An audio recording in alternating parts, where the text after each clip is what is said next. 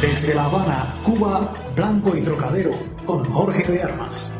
Desde Montevideo, República Oriental del Uruguay, Blanco y Trocadero, con Jorge de Armas. Desde Madrid, España, Blanco y Trocadero, con Jorge de Armas.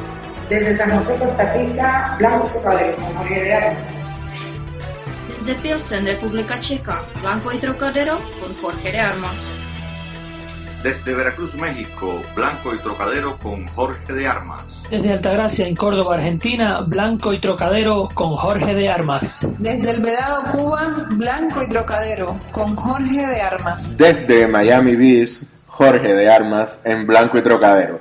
Bienvenidos una vez más, hoy martes 11 de abril del año 2016, a Blanco y Trocadero, que es un lugar de encuentro, es una esquina donde nos encontramos todos, donde podemos hablar, donde podemos conversar y donde nadie nos va a decir lo que tenemos que decir y muchísimo menos taparnos la boca. Usted nos está escuchando a través de cubanosporelmundo.com, Spreaker.com, tiene varias vías de llegar a nosotros, a través de mi Twitter personal, que es @Jorge de Armas, la página de Facebook de Blanco y Trocadero, la página de Facebook de Cubanos por el Mundo, por supuesto. Y realmente estamos muy contentos de ver cómo vamos creciendo semana a semana, tanto en oyentes como en personas que se nos acercan a decirnos que sigamos con el proyecto. Queremos ser eso, queremos ser la esquina donde nos reunamos todos y conversar sobre los temas que nos afectan a todos. Esta semana tenemos el Congreso del Partido que está ahí, vamos a conversar dentro de minutos con Armando Chaguaceda y quiero después hablar de realmente qué está detrás de la prohibición de que los ciudadanos cubanos de origen no puedan entrar a su país por las fronteras terrestres. Vamos a conversar de todo esto en Blanco y Trocadero. Hay 27 grados Celsius en Collins Avenue, son 80 y un poquito para entendernos todos. Es un buen momento para comenzar.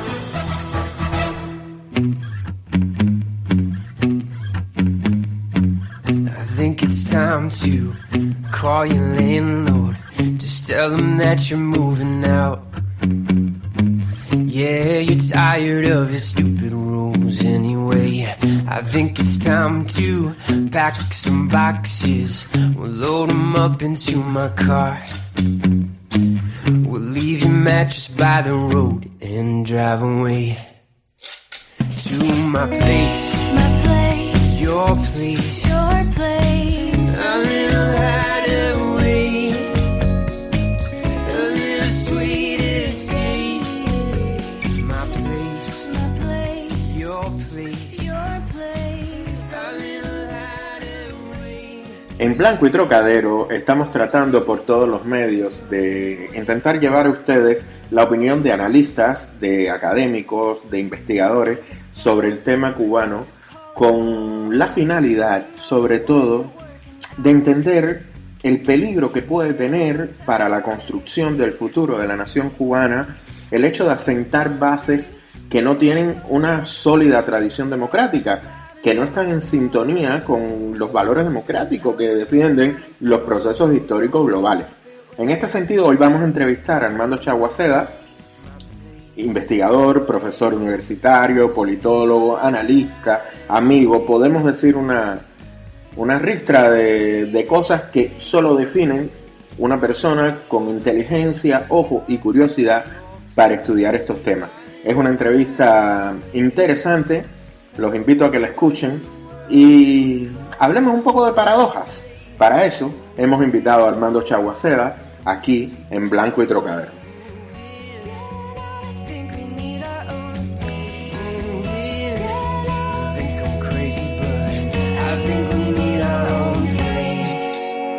My place, your place,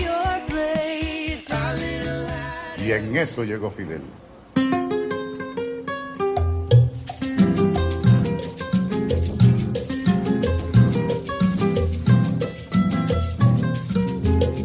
Aquí pensaban seguir ganando el ciento. El pueblo de Cuba sabe que el gobierno revolucionario no es comunista. I am not communism. I am not agree with communism. I have said very clear that we are not communists. De este congreso salgo con más convicción que nunca de que estamos siguiendo el camino correcto. Con más convicción que nunca de que nuestro pueblo preservará las cosas que más ama, los intereses que le son más sagrados, de que nuestro pueblo conquistará un lugar importante en la historia. Yo estoy seguro que un día como hoy Vilma estaría muy contenta, porque estaría bien, sacrificó su vida, pero el que muere luchando por la revolución va dejando energía en el camino. Hoy nos sentimos más optimistas que nunca.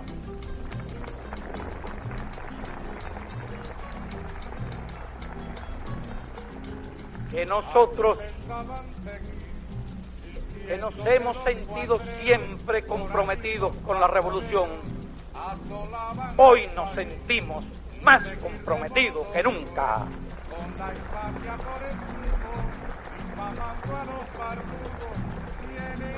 ¡Viva nuestro glorioso Partido Comunista! ¡Viva el internacionalismo proletario! ¡Viva el pueblo! ¡Patria o muerte! ¡Venceremos!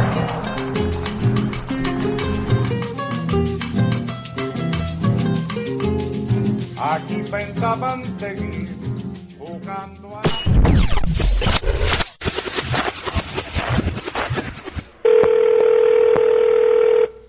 Sí, hola. Armando, Jorge por acá. Armando, estamos a las puertas del Congreso del Partido. ¿Qué se espera de un evento como este? Bueno, esperan diferentes grupos y diferentes partes de la población. O sea, esperan seguramente un sector de la dirigencia o la élite, espera un conjunto de acuerdos, digamos, más técnicos para implementar políticas que ya ellos han decidido, que pueden más o menos tener relación con lo discutido en la conferencia y en el anterior Congreso. Y sobre todo con los lineamientos que bastante poco implementados están en términos porcentuales.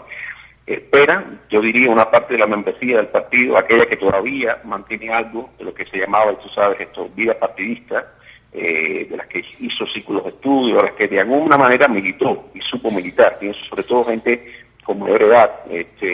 Espera seguramente alguna discusión apegada a las ideas, a los principios del partido, pero sobre los temas reales del país, incluso los lineamientos, digamos, que es un documento con un componente de debate colectivo, pero que no rompe con la lógica del sistema. Y yo creo que más allá de eso, pues muchos que no decidimos ni esperamos o no esperamos muchas cosas. Yo creo que la población cubana en general, una parte de la población, no espera mucho. Pero digamos que si se esperara algo, por lo menos que los criterios que se vertieron estuvieran sobre la eficiencia económica, sobre el tema de las instituciones, sobre qué sé yo, estuvieran presentes en la discusión, que lamentablemente por el formato que ha tenido y lo que hemos visto incluso de críticas dentro del partido, parece que va a ser ni siquiera más de lo mismo, sino mucho peor que lo mismo de años anteriores. Mencionaste debate, y una de las cosas que se están viendo es que tanto militantes como no militantes de ese órgano están protestando por la ausencia de debate previo. Este es un congreso que va a discutir sobre un documento cerrado. ¿Qué te imaginas? Porque bueno, tampoco tú y yo somos delegados. Sí, no, mira, primero esto va a ser más que todo un congreso, por lo que parece, un congreso de aparachi, un congreso de la nomenclatura, de los funcionarios y de los delegados que están ahí, que ya van a tener un insumo sobre el cual pronunciarse, pero parece que muy limitado. O van a haber grandes temas que se van a discutir ahí, por eso son de acceso restringido. Ojalá, pero digamos, el partido nunca se ha caracterizado por una vida política interna democrática, ni siquiera acorde a sus lineamientos, digamos, o sencillamente va a ser un congreso ritual que avalará lo que ya se decidió en el puro político, en términos de, qué sé yo, de los cambios para prever el traspaso de poder, de la marcha de reforma económica, en fin, y no niega lo otro, que tiene que ver con esto, como tienen poco que celebrar en términos de la implementación de los lineamientos, pues va a ser, digamos, una reunión ampliada de un comité del partido, ¿no? Con Machadito al frente y visitando los cuadros, y una reunión ampliada con 1000 delegados. Entonces, es lo que yo creo que puede pasar dado lo que ha sabido, y yo creo que es muy saludable por ese propio partido, por la gente que milita ahí, que se siente todavía revolucionario o comunista, que gente de base o gente vinculada al partido pues haya dado la crítica y ha dicho, ¿saben qué? Esto no va así. Hay un punto interesante que quería discutir contigo, que tiene que ver con el hecho de que el pueblo, el no militante, realmente no tiene ningún derecho a pedir que el partido, como órgano selectivo de afiliación directa y no voluntaria, tenga una democracia abierta. O sea, que esos papeles, documentos, o llamémoslo lineamientos, por llamarlo de alguna manera, sean públicos. Pero el tema es el siguiente: ellos se enarbolan como vanguardia de la sociedad, por lo tanto deciden qué pasa en esa sociedad. ¿No hay una contradicción en esto, Armando? Ahí está el tema, exactamente, tú me lo quitaste de la boca. El tema es que si están constitucionalmente definidos que son la vanguardia organizada de la sociedad, pues en alguna medida ellos enajenan decisiones y representación de intereses, que además los demás partidos están prohibidos, que competen a toda la sociedad, por lo cual la sociedad espera por un lado, pero demanda de que ese Congreso y esa militancia, pues de alguna manera, si son la vanguardia autoproclamada de la sociedad y del sistema político, pues definan los mejores rumbos de la nación. O sea, una cosa es que programáticamente, al yo no estar afiliado, no tenga derecho a intervenir, a participar, a ser delegado, y otra cosa es que como ciudadano, a partir de las funciones autoasumidas por ese partido, consagradas, congeladas en una constitución, con lo cual, insisto, ya no es un partido en el sentido clásico, sino es el tipo de partido leninista que tiene otras connotaciones más allá de un partido normal, porque se espera que discutan esos temas, ¿no? Y que es un poco lo que pasó en el cuarto Congreso del Partido, un debate previo y una discusión siempre más o menos controlada, siempre aparecen las espinas y la guerra mundial del pescado, pero digamos más o menos controlada, pero igual discusión. Y lo otro es que el partido, si cierra el debate, Jorge, en un momento de la sociedad cubana, más allá de la apatía, más allá de la falta de derechos, más allá de la continuidad de la represión y el control, está más diversa, está discutiendo más cosas. Si ahora el partido cierra el debate, pues es el certificado de función, yo creo que ya final, para un partido que hace mucho tiempo ha perdido vitalidad, vida interna, incluso coherencia ideológica. Hay una corriente que se enarbola tanto por pensadores de la isla como fuera de la isla, que habla de la democracia unipartidista. Para mí, y sabes que no suelo opinar nunca en medio de un entrevistado, para mí esto obedece a cierta forma de intentar justificar la postura cerrada hacia la ampliación del modelo democrático en Cuba hacia un modelo multipartidista. No estoy seguro, pero no parece como un oxímoron el hecho este término, democracia unipartidista. Mira, justamente es eso, es un oxímoron. Voy a tratar de ser sintético en varias cosas, voy a ahorrarme los móviles que tengan los que defiendan ese concepto porque son tan diversos como seres humanos. Primero, el partido leninista, el modelo de partido leninista que rige en Cuba, es un partido leninista que tiene muy pocos espacios de deliberación y de discusión. No solo por su funcionamiento, su organización, por lo que está instituido, sino por cómo siempre se ha constituido, con mucho tiempo un liderazgo carismático, en fin, no ni siquiera con una discusión y una dirección colectiva donde tú puedes incluir más o menos facciones y negociaciones. Entonces, eso es un elemento importante. No es el partido yugoslavo, por ejemplo, que era un partido único, pero que tenía un espacio de discusión interna, la Liga de los Comunistas Yugoslavos, mucho más amplio, con vasos comunicantes, con élites locales, regionales. No es eso. Un partido muy cerrado, muy personalista, siempre ha sido personalista, y con poca, digamos, burocracia y grupos de burocracia incluso que discuten internamente. Eso es un tema importante. Segundo, mira, es un oxímoron porque la discusión al interior del partido no puede ni siquiera estar divorciada con una discusión, con la experiencia o con un balance de la experiencia teórica y práctica internacional, Jorge. O sea, las experiencias de regímenes monopartidistas, incluso, insisto, en aquellos lugares donde hubo más liberalización, Hungría, Yugoslavia, terminan demostrándote que hay una vida más allá del partido que no encuentra causas para organizarse. La discusión actual que yo leo en páginas cubanas, en colegas cubanos, que dice, por ejemplo, que ese pluralismo, que sería la palabra que faltaría, ese pluralismo es un pluralismo antinacional, que es un pluralismo de derecha, tiene tantos flancos abiertos y débiles. Por ejemplo, no estamos asistiendo a un capitalismo de Estado. Entonces ya tenemos el capitalismo, pero no tenemos la democracia. Entonces, ¿el pluralismo sería necesariamente lo que crearía el capitalismo o sería un mecanismo que pudiera pudiera encumbrar ciertas élites corruptas, pudiera ser una oligarquía colectiva, ¿no? Pudiera ser como la Rusia de Yeltsin, pero pudiera ser la posibilidad de que diferentes plataformas se articulen y compitan y convenzan al electorado. Entonces, pluralismo no es capitalismo. Pluralismo es una condición de sociedades avanzadas, donde hay una esfera pública viva, donde hay proyectos visibles de país que discuten entre sí. Partido único puede ser más o menos diverso, más o menos deliberativo, pero excluye la posibilidad de otras identidades que se representen. Lo primero es que ignoran la experiencia histórica acumulada de decenios de sistemas políticos homólogos al cubano, en el cual, insisto, salvo casos sui generis como el yugoslavo o el polaco, la experiencia ha sido de un partido que, en la medida que ha sido más personalista, pero también con vacío burocrático, ha limitado la deliberación acorde a sus propios reglamentos, normas internas y los derechos de sus militantes. Se está ignorando eso, tratando de hacer un pastiche de la democracia con el partido único. Lo cual, insisto una vez más, porque puse ejemplos dentro del antiguo campo socialista, no quita que haya casos más abiertos que otros, pero no necesariamente de democracia en sentido fuerte. Lo segundo, tienes una experiencia de la democracia que es muy diversa, Jorge. Tienes una democracia de baja calidad en países de América Latina, en países de la propia Unión Soviética, donde hay élites que han oligarquizado el poder, pero tienes experiencias de democracias que han funcionado mismo en América Latina, Costa Rica, Uruguay, con políticas sociales junto con derechos civiles y políticos, donde el pluralismo es la condición para tú discutir las opciones del país. Y además me parece que esto se regodea en un debate muy abstracto, donde se intentan compatibilizar principios opuestos, pero sin acceder a actores en procesos reales. O sea, es un análisis sin tiempo ni sujeto, que vive en el abstracto. Entonces, por eso se puede decir eso. Además, ¿quién ha consultado lo que quiere la población cubana? Estoy seguro que si tú le preguntas a la población cubana, no te dice, queremos pluripartidismo, pero tampoco te dice, queremos partido único.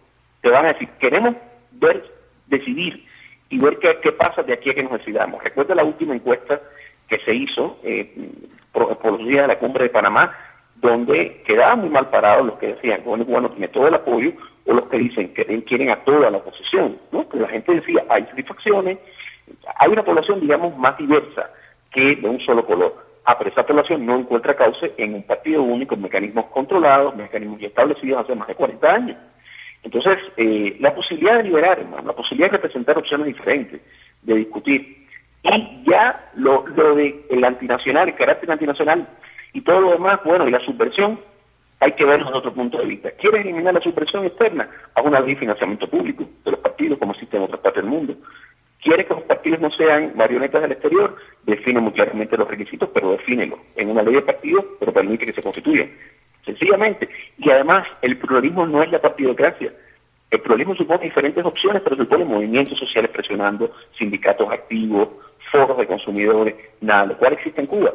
Entonces, seguimos con el oxímoron de la democracia unipartidista, por favor. Y yo creo, para resumir, y esto daría para varios programas y ojalá poder discutir con algunos de los colegas que tienen esta posición, que, compadre, es un tanto absurdo, con una experiencia histórica tan rica, de tantas decenas de años, de tantos países, de regímenes cerrados, semicerrados, abiertos, democracias que funcionan, democracias que no funcionan.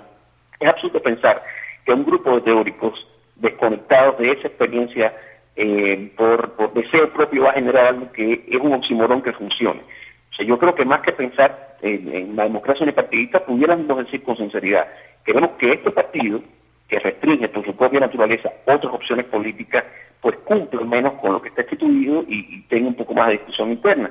Pero hay un universo más allá que no es antinacional por existir, que no es además baladí, que se discuta. Y sobre todo por otra cosa, porque la propia existencia de ese partido, como ha sido, Jorge, se ha basado en la sistemática violación o por lo menos restricción de las propias instituciones y leyes que se ha creado en el sistema político. O sea, no es la desviación de la norma existe en todos los sistemas por parte de las clases dominantes, pero en ese partido, por la élite política que ha regido, sistemáticamente se han ahogado, represado las mejores energías de sus bases, de sus militantes, de sus intelectuales. Entonces, insistir en una discusión sobre una democracia unipartidista por personas que conocen cómo ha sido la vida interna de ese partido concretamente, que conocen la experiencia internacional de los socialismos reales y que conocen, porque viajan, porque leen, porque acceden a Internet, al funcionamiento que es muy heterogéneo y diverso de las democracias en el mundo, las más malas hasta las más sustantivas, las que se quedan en una élite partidocrática o las que incluyen movimientos sociales y espacios de deliberación política, a mí me parece, cuando menos, algo bastante precario en términos intelectuales y políticamente muy peligroso. Pues Armando, muchísimas gracias y muy buena suerte en todo lo que hagas. Bueno, adelante hermano, seguimos en contacto y bueno, ya veremos si hay después ecos y si esto da para un debate con los defensores de la democracia unipartidista. Que insisto contigo que es un oxímoron. Seguro, yo los llamo, ahora es que vengan. Dale, un gran abrazo, Jorge. Otro para ti.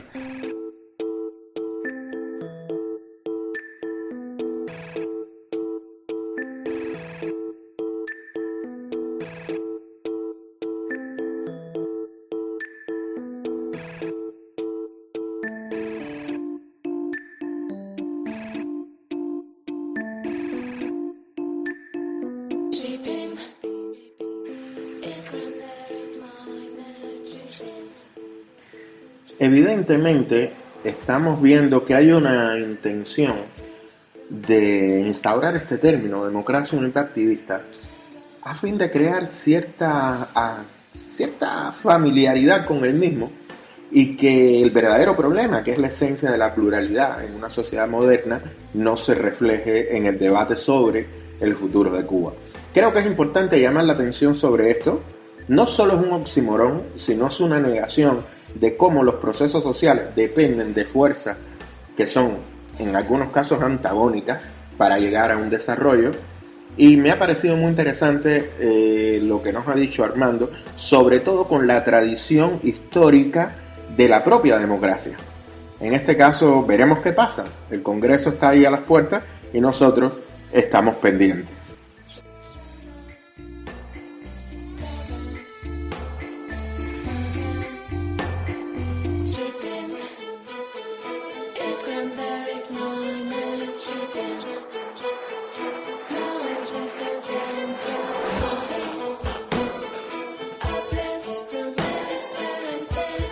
Ahora Cuba tiene que decir, pueden entrar. Ahora empezamos esas conversaciones. ¿Cómo han empezado ustedes a vender ya los pasajes si Cuba aún no lo ha autorizado? Bueno, pensamos que lo va a autorizar, pero como te digo, ellos tienen la última palabra. El mismo crucero a República Dominicana cuesta unos $1,500. Sin embargo, a Cuba el precio se duplica a casi $3,000. Si vas a Cuba ahora, ¿no? Por avión, los precios están en la misma línea, solo te van $3,000, $4,000 la semana. Actualmente el gobierno castrista no permite que los cubanoamericanos, aunque tengan pasaporte o ciudadanía de este país, entren a la isla a bordo de un crucero. Esto no se lo confirmó el propio jefe de la sección de intereses de Cuba en Washington. Hasta ahora había una práctica de no permitir el acceso por vía marítima a Cuba en una situación que lo analizaremos, por eso yo no debería especular. Por eso es la ley de Cuba. Y nosotros vamos a hacer lo que es dentro de la ley de los Estados Unidos y la ley de Cuba. Nos estamos preparando para aumentar la operativa de estos barcos y de otras compañías que están muy interesadas en entrar con ferries y barcos a Cuba.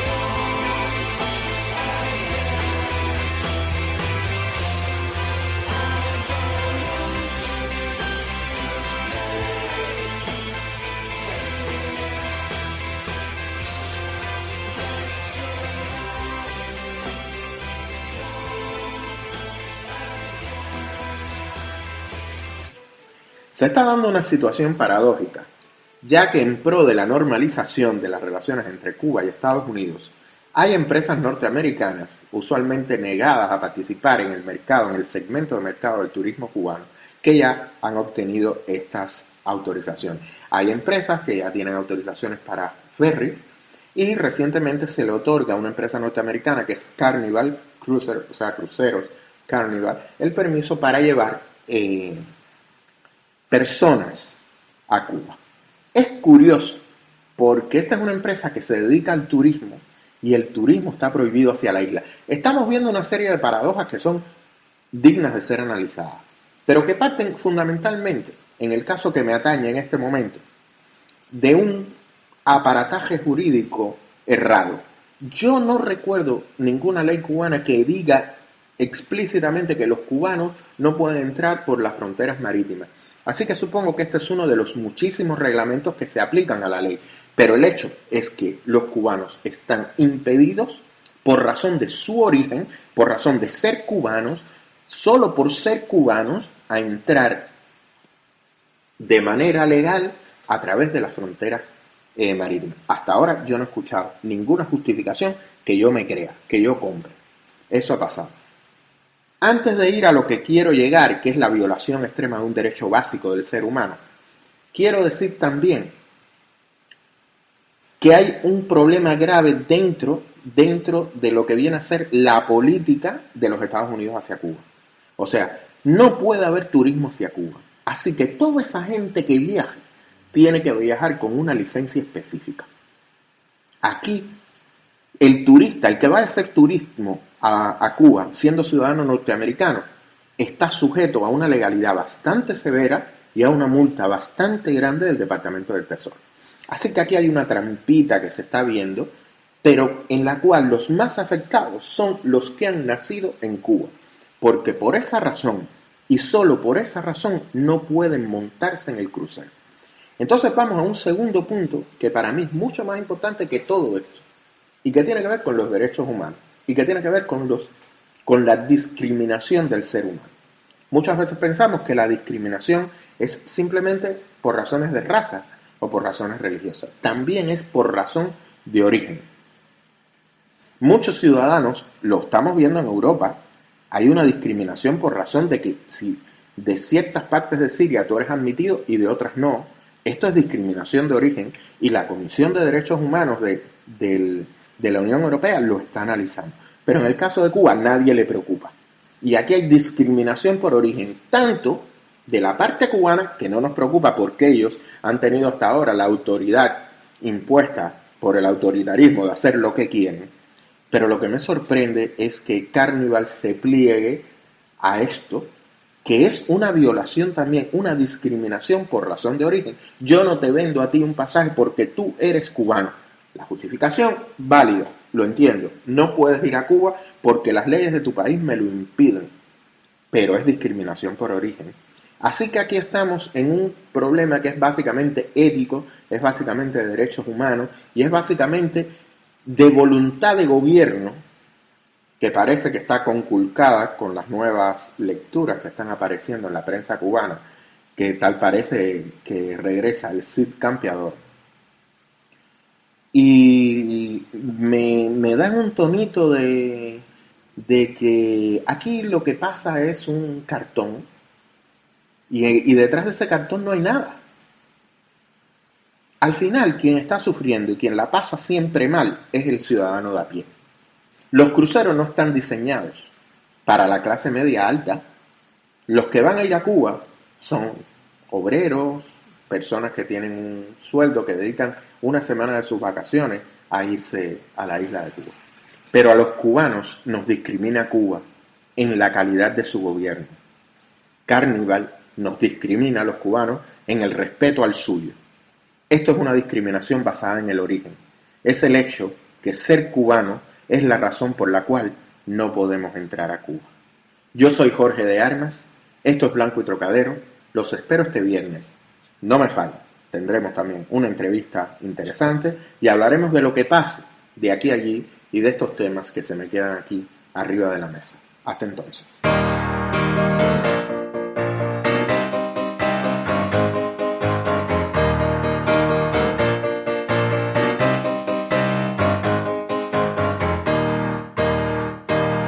We were sailing on waves of silver, there were echoes in the wind. When we raised our sails to capture them, the ship was lifted up and